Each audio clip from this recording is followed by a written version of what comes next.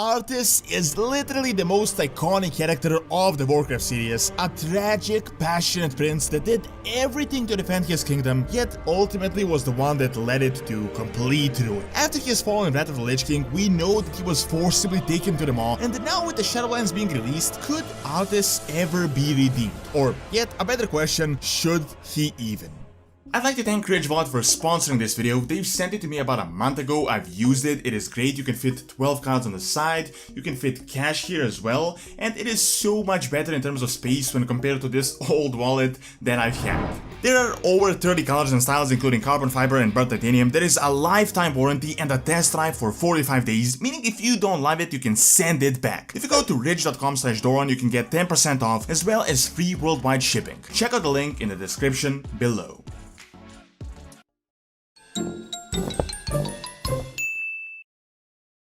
Originally, Arthas was a paladin, a young one, and a very charismatic and sort of an arrogant prince. He really wasn't a bad guy. He was liked by his people and he was driven by duty towards his kingdom. His major flaw was that he was hot-headed and a bit arrogant, which is absolutely nothing out of the ordinary when you're a prince of one of the most powerful kingdoms of the entire world and you're just out of your teen years. However, this flaw would be exploited beyond anyone's wildest imagination as Ner'zhul's plan was put into action, or better yet, Jailer's plan, and the plague of undead started spreading across Lordaeron like wildfire. At first, Arthas had a grip on the situation, or at least seemingly he did. He defeated Kel'Thuzad, who he thought was the big bad guy, attempted to do as much as possible to defeat the monsters.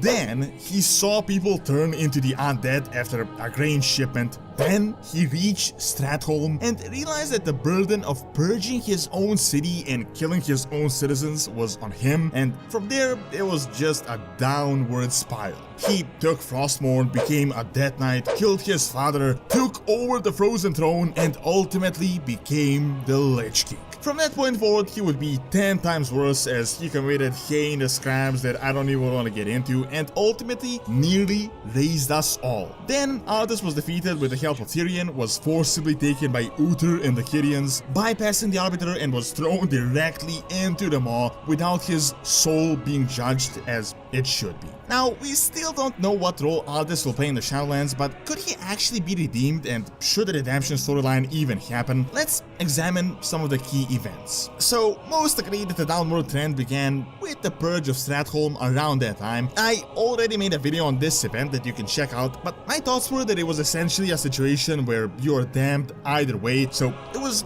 literally a no-win scenario. Stratholme triggered the obsession with Mal'Ganis, and it is what got Arthas to fall directly into the trap and what created a precedent that would later be used. Further crimes include murdering the mercenaries that served him, burning the ships of his men, taking Frostmourne, nearly killing Muradin, and from that point forward he was lost, so you can't really blame him. At this point we're 100% certain that Frostmourne and the Helm are linked to the Jailer and the Maw and originate from the Maw, so after he took the blade, he was essentially just mind control and he had no autonomy, so this was no longer Prince Arthas. It would essentially be like trying to pin down crimes committed by a ghoul despite him being raised against his own will. Now, if we examine the ships and the mercenaries, it was 100% evil. You can't really justify that much, but it can be justified a bit, at least to an extent, because if his men were recalled to Lordaeron, everything would be for nothing. The purge of Stratholme, the journey to Northrend, and all the fights with the undead, and all the fallen, and everything else that happened, all of the lives lost. So, while not right, Arthas had no other choice, and he did ultimately commit this crime with his main goal being duty. It wasn't really for his own benefit. He didn't really want to gain power just for the sake of power. The supposed death of Muradin was definitely an accident, as Arthas was prepared to take on the curse upon himself, a great burden,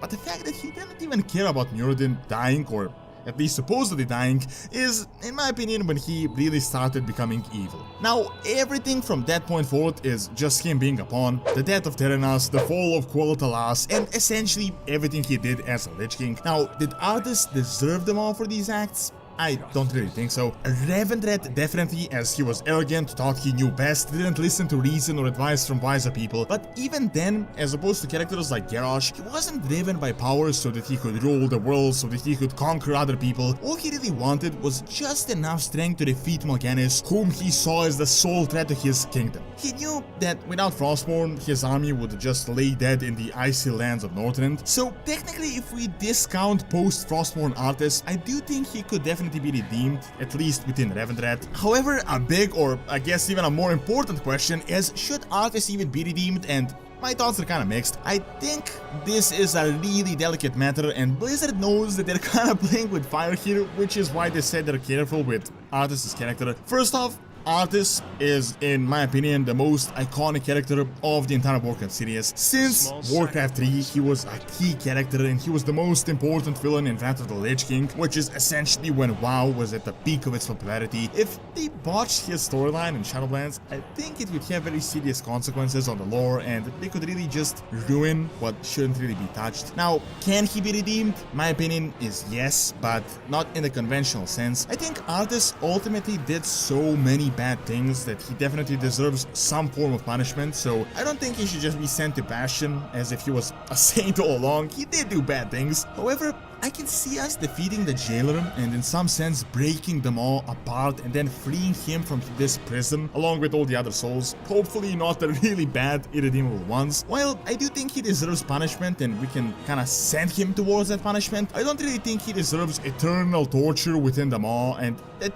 he shouldn't really be judged as a Lich King but more as Prince Arthas. I think even the Kyrians knew that, which is why they chucked him and bypassed the Arbiter, because the Arbiter would definitely not make the same decision, or at least they weren't certain that he would make that same decision. Now, this is of course the technicality behind the entire redemption, so it is definitely possible, and I think it could be done gracefully. However, how Blizzard handled this is really crucial, and I think this can be accomplished with minimal involvement of Arthas in the Shadowlands. I don't think Blizzard should make him really a key character, a very important one of the expansion. Just let us see him, let's interact a bit, and let's not ruin the lore of Warcraft 3 as well as Wrath of the Lich King.